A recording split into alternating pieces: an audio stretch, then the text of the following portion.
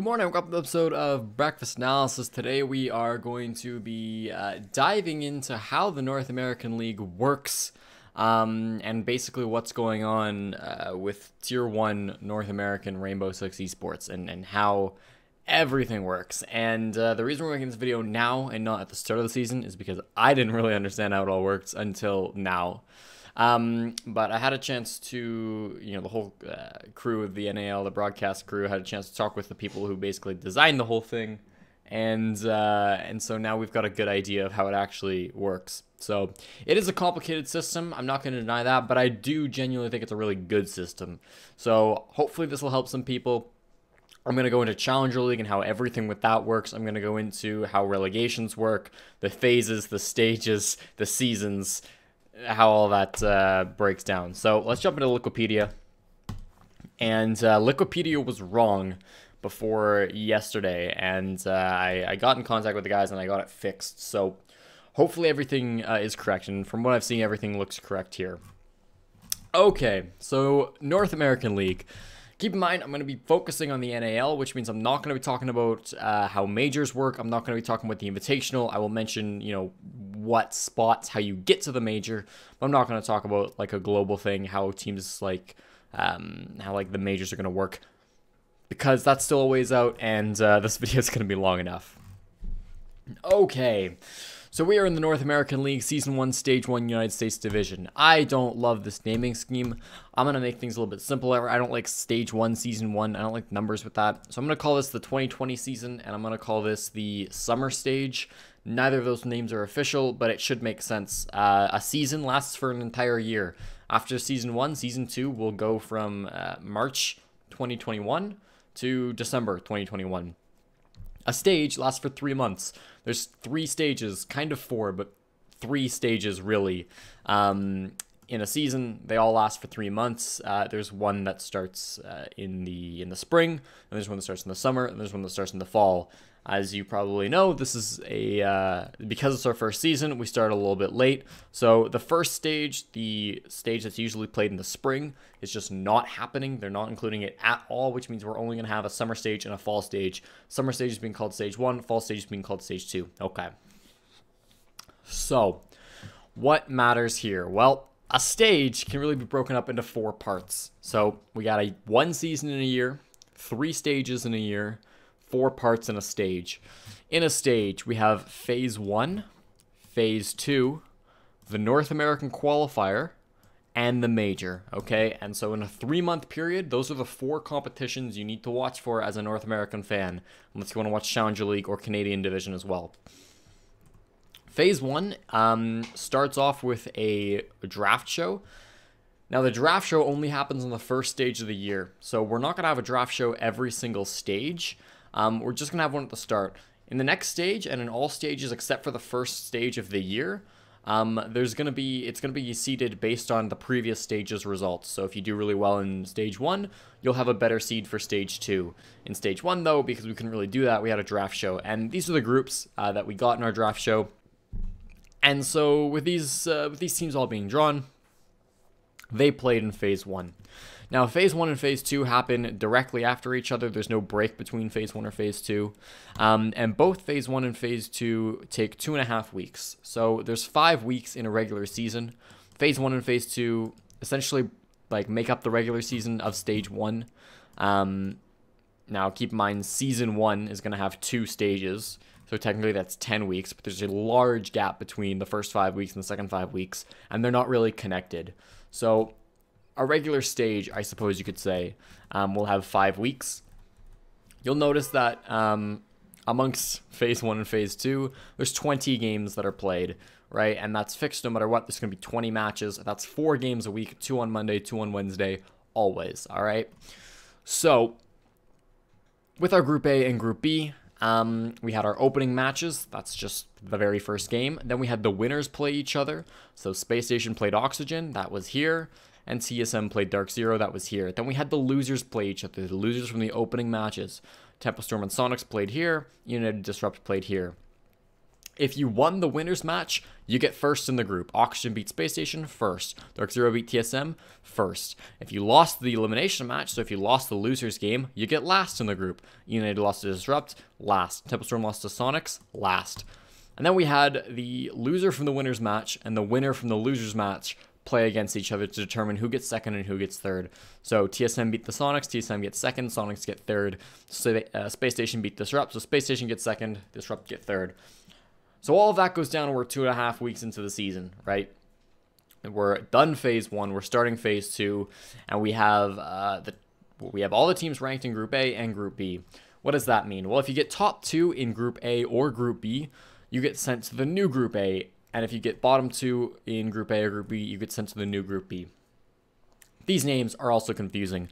Why are there 2 Group A's and 2 Group B's when they're very different? I don't know. For simplicity's sake, I'm going to call this Group A, this Group B, this the winner's group, and this the loser's group. Because ultimately, based on these results, this Phase 2's Group A is all better than Phase 2's Group B, right? Dead last in Group A is considered higher than first place in Group B in the second phase because they proved it up here in the first phase, right? So the winner's group is always ahead of the loser's group. It doesn't matter if you win every game in the loser's group, you still are worse overall than the best team than the worst team in the winner's group. All right. These groups act very similar to the first groups. We have our opening matches, the elimination matches, the winners matches, and the deciders matches. And if you've been used to CG Sports, if you've watched invitationals in the past or majors in the past, the groups are exactly the same, right? It's a GSL group. That just means that we play this format here with opening matches, winners matches, eliminations matches, and deciders matches. That's all a GSL group is. We play 4 of them per stage, right? So what do these placements mean? So obviously with the winners group and the losers group, the results are going to be different. The top 3 in the winners group are going to go straight to the major, all right? That's all that's on the line for them. They go to the major, plus they get top 3 seeding in the next stage. That's going to be important when we get into relegations and stuff, but keep that in mind. Just know for now they're going to the major. These 3 teams are going to the North American Qualifier, so the top 2 from Group B and Dark Zero, who got last in Group A. Or the winners group and the losers groups, I should say. The bottom 2 from the losers group get nothing. Nothing happens to them. They get the worst seeds when they go into the next stage. So when we go into stage 2, aka the fall stage, they'll be the last seed, so they'll have a harder time. But they're not getting relegated. There's no chance of them getting kicked out. A stage is 3 months. We only get relegations once a year at the end of the season. Right? Season lasts a year, stage lasts 3 months. There's no relegations, okay? So these teams are safe. They don't look great for next stage, but they are safe. So as I mentioned, there's 4 parts to a stage. There's 4 parts to like a 3-month cycle. Once phase 1 and phase 2 are over, we get the North American Qualifiers. Now, these top 3 teams aren't participating in the next part. They're going to skip past this, and they'll be in the last part. It's these 3 teams plus the Canadian team. So let's click on the 6 major qualifier. This is the North American Qualifier. This sends the last team to the major. So this will send 1 more team to the final part, the same major that these top 3 teams are headed to, Space Station, Oxygen, and TSM. So 3 teams from the US division, again, 1 from the winners group, 2 from the losers group, and 1 from the Canadian division. Canadian division works similar to the US division, however, there's only 4 teams, so they play things a little bit slower. There's only 1 group, so they play 1 GSL group. US plays 4 GSL groups, and there's 5 matches, so there's 1 game a week that happens on Fridays. So we are 3 weeks into the season now. This is being recorded on the Thursday. So tomorrow, Mirage will play against Altiora. I'll probably release this tomorrow morning. So today, if you're watching this right when it comes out, Mirage will be playing Altiora today. And the winner of that will be the winner of the group, right? Because if you win this, you're done. You've won twice in a row. You've won the winner's match. You get first. So this elimination match doesn't really matter for determining the North American Qualifier spot. This decider match that's happening next week, not relevant for deciding who goes to the NA Qualifier. The winner of Mirage Altiora heads to the NA Qualifier. They'll be in the next part of this stage. Okay? In the decider matchup and the elimination matchup, what they do matter is seeding for the next group, or for the next stage. So again, there's no relegations for Canada until the end of the year. However, if you are wanting to do well in Stage 2, you want to have a relatively high seed in Stage 1, so it's still important to do well in those matches. So 1 team from Canada and 3 teams from North America, or from the US, I should say, go to the North American Qualifier. And this is the third part to every stage. And keep in mind, this is the same for every single stage. So this will be a double elimination bracket. You can see it all laid out here. I don't know exactly who plays who in the first round. I don't know if Wikipedia has this correct or if they're just guessing. But either way, we have a double elimination bracket, and then we'll have a grand final, and 1 team gets sent to the major.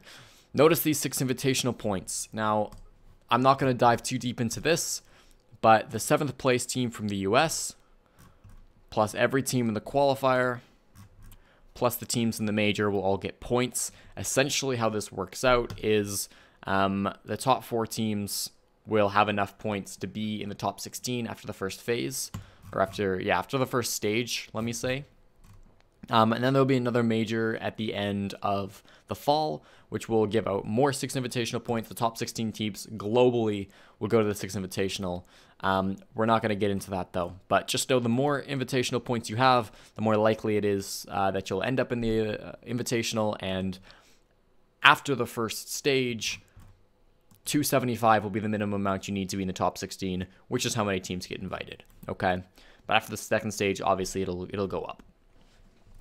So, okay, we have this North American qualifier with 1 Canadian team, 3 American teams, 1 goes to the major. Usually the major will be a 16-team tournament with teams from all around the world, but coronavirus exists, so we just have a local one with North American teams. Now, keep in mind, Oxygen Space Station TSM already qualified for this, so they're here. They're playing against 1 team for the North American qualifier. That team might be American, they might be Canadian, we don't know, but they're going to get points regardless. Okay. And this is happening in August. This is happening at the end of the summer, so we're still in the first stage. Then this ends, the major is over, and we look to stage 2. Stage 1 is over.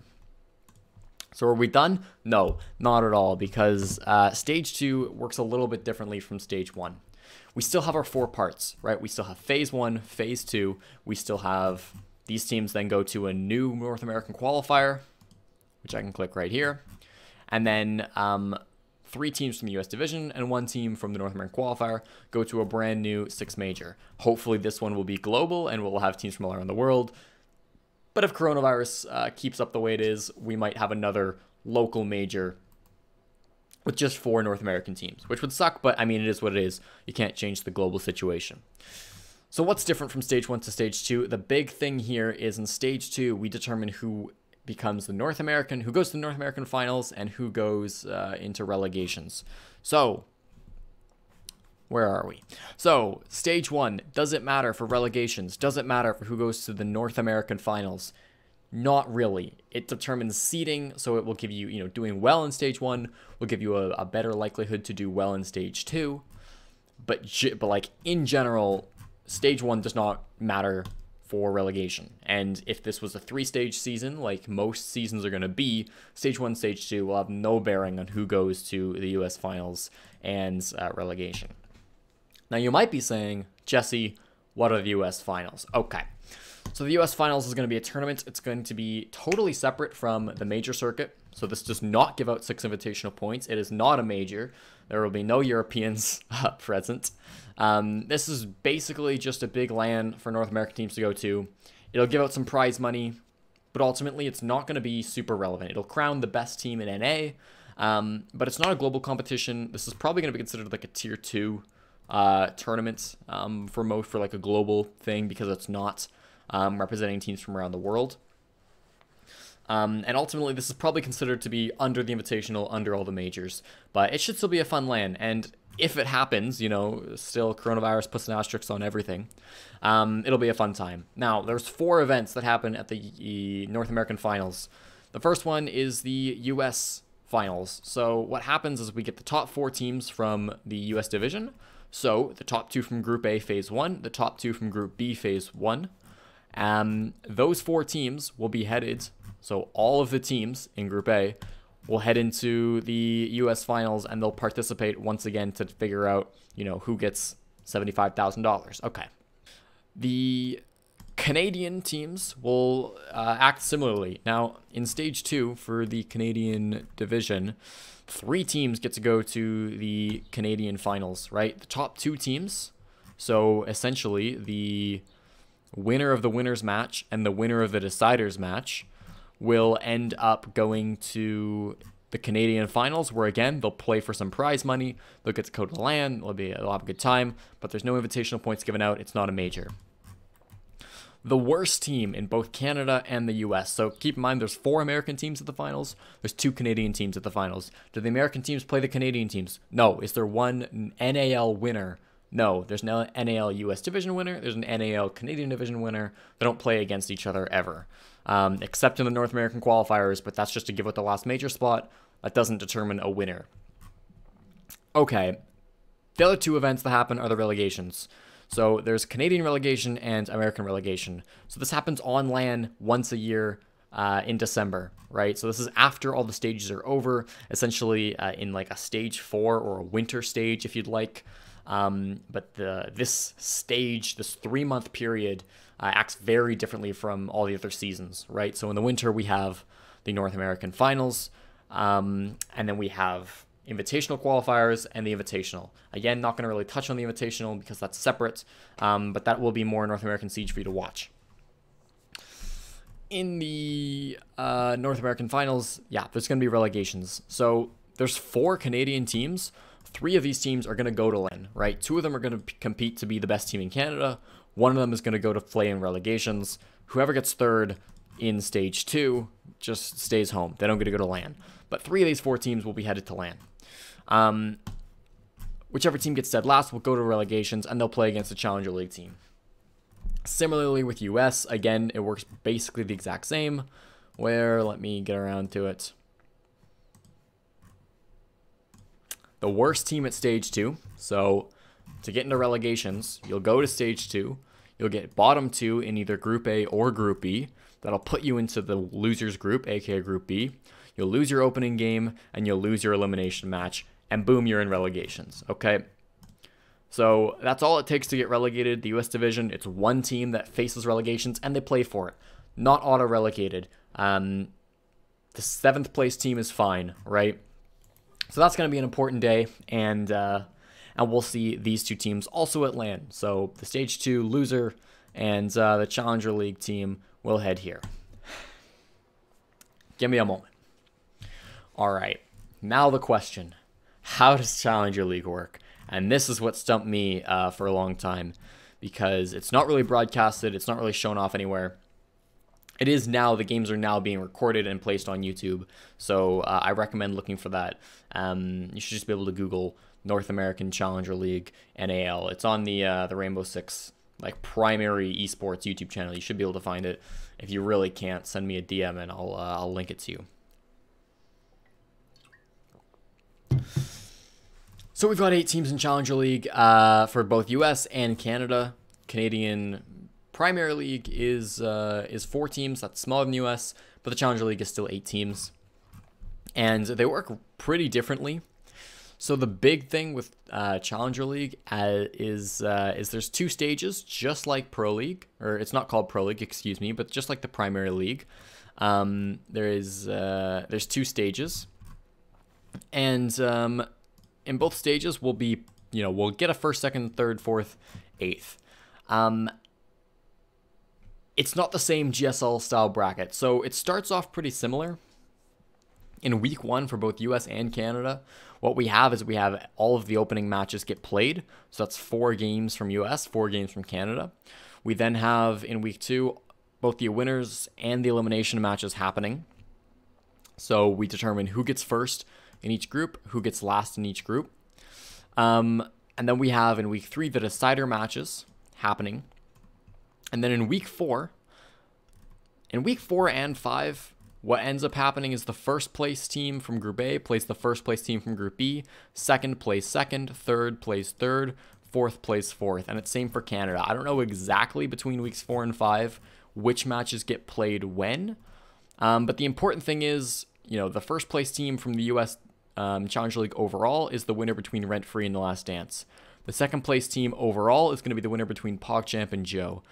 The third place team will be PogChamp and Joe. Fourth place team will be the loser of this matchup. The fifth place team will be the winner of Polar Ace Favelas. And then the seventh place team will be the winner between Spiker and Beast Coast. Now, unlike the primary division, unlike the pro teams being played, unlike Tier 1, there is relegations for Challenger League at the end of every stage, not at the end of every season. So that's every 3 months, not every year. The bottom two teams, Spiker GG and Beast Coast, will face relegations. Now, these two teams knew they'd be in relegations after the elimination match, right? After 2 weeks of playing. So does the winner's match matter? Does the deciders match matter? Just for seeding. Do any of these games matter? Sevilla versus Polar, PogChamp versus Joe, Last Dance versus Rent Free? Only for seeding. The only games that matter for relegations are your opening games and your elimination match. If you lose both of those, you're in relegations no matter what. Now, Spiker GG versus Beast Coast will matter because the winner of that will have a better matchup. They'll play a weaker open qualifier team. But at the end of every stage, we have, for sure, 6 teams from the previous stage, possibly 2 teams coming up from open qualifiers. They'll go on to play in stage 2, so this is where Liquipedia is a little bit wrong because they don't have 2 separate stages. But there will be a stage 2 for both US and Canada.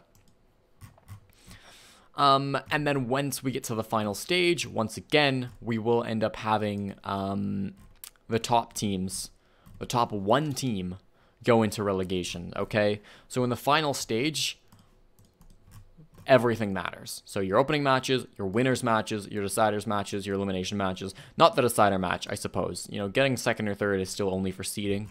But the winner's game really does matter because then we'd see Rent Free play against Last Dance. The winner of that game, if this was stage 2, it's not, but if it was, the winner of Last Dance versus Rent Free would go into relegations. That means they would go to the US finals, they'd go to the LAN, and they'd play against a team like United or Tempo Storm for a NAL spot. And that's how everything works. Canada works the same in terms of Challenger League. US and Canadian Challenger Leagues are identical. So you go up against relegations. The only difference is that you play the 4th place Canadian team versus the winner of the US Challenger League plays the 8th place American team. But that's still the last place team from both regions, right?